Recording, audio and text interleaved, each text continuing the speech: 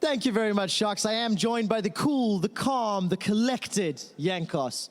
First of all, congratulations on the win. Did it feel as easy for you to play as it was for us to watch, how easily you took down FNATIC? To be honest, I felt like in the first game, the guy who did draft for FNATIC should probably not get food or not get paid because it was so bad for my eyes, you know? I almost, like pretty much I knew from the beginning that we will win this game no matter what. And then second game, the draft kind of improved, but it was still a little bit shaky.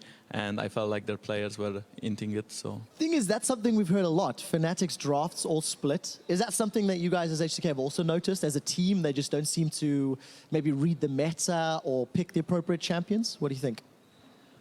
It's really hard to judge why FNATIC is doing such mistakes. I think maybe they just can't read the meta, maybe they don't know what's good.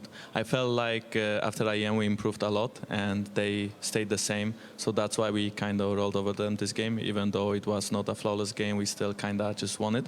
And they are just, I don't know what are they doing, to be honest, but...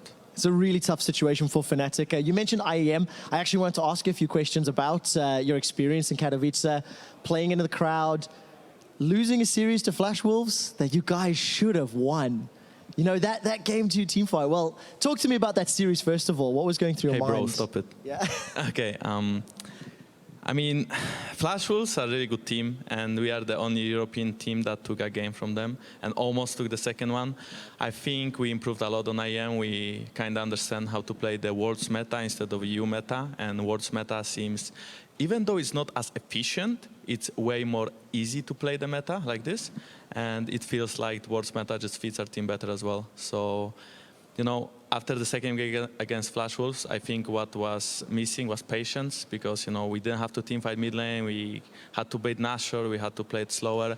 I feel like we got a little bit too excited in the game, in the second game, because, you know, first game was kind of collective. We were doing mistakes. We were losing some team fights, but we still managed to close the game. Second game was very similar, where early game was very smooth.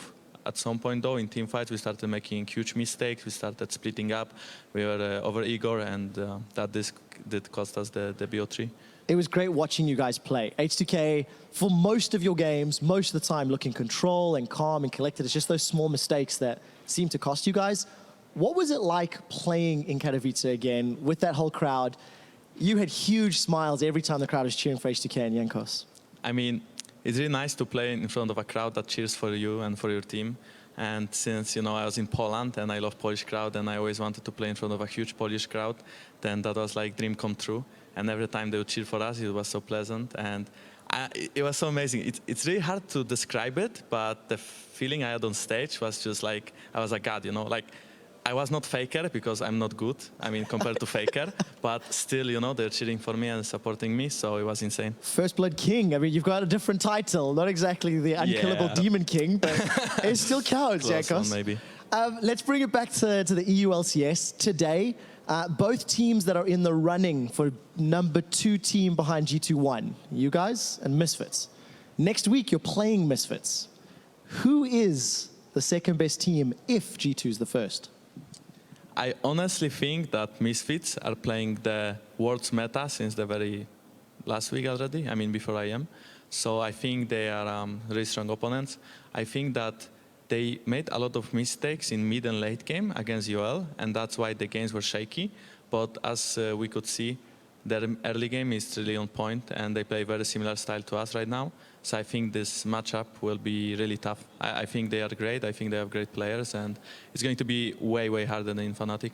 It will be, but you haven't answered my question. Who is the second best team? Is it H2K or is it Misfits? Well, we'll have to see. Just, you know, tune into the European RCS next week and yeah. Okay, well, seeing as though JANKOS won't actually give me the answer, next week we will see that game. Dude, thank you so much for the interview. Congratulations on taking on FNATIC. Thank you. All right, great. We're going to head back over to the analyst desk for the rest of post-game lobby. No, keep talking. That's so entertaining. But thank you. Always great to hear from JANKOS, of course. A lot of interesting things in there about the second best team and all that. But I do want to talk about one thing. He talked about how the World's meta might not be as effective, but it's easier to play. Why is that exactly?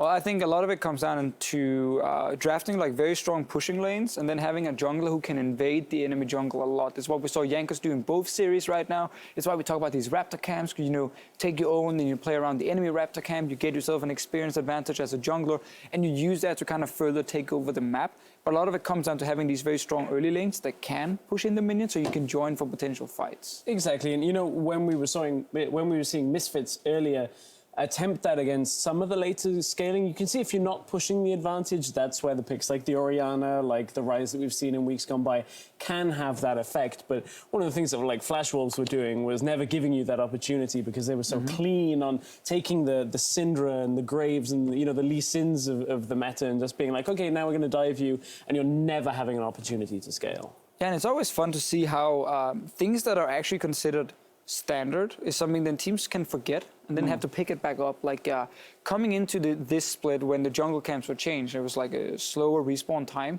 Everyone was talking about, oh, pushing lane in mid, pushing mid lane, because then my jungler can invade, we can steal away their camps, they don't get anything, slower respawn, it's great. A few weeks later, no one really talks about it, and it kind of goes away, and people start playing like a lot of scaling. Is that like an evolution of the meta? I don't know if it is, because it was already a thing. Then they swapped away from it, and then they go to IEM and they play against like Kasa and the Rox Tigers, who did this exact strategy, and like a lot of Syndra from Mabel, and they're like, oh yeah, it's really strong. Yeah, we should do this too. That's why it's so fun always, like an actual World Championship, when it's a couple of weeks and you see that meta evolving within the microcosm of that championship. But we're not there yet. We're long not there yet. But the question is, who will get there from EU? That is always the long-term question. And Misfits, again, today, even though they are a rookie squad in the LCS, they looked fantastic. They played the Unicorns of Love. And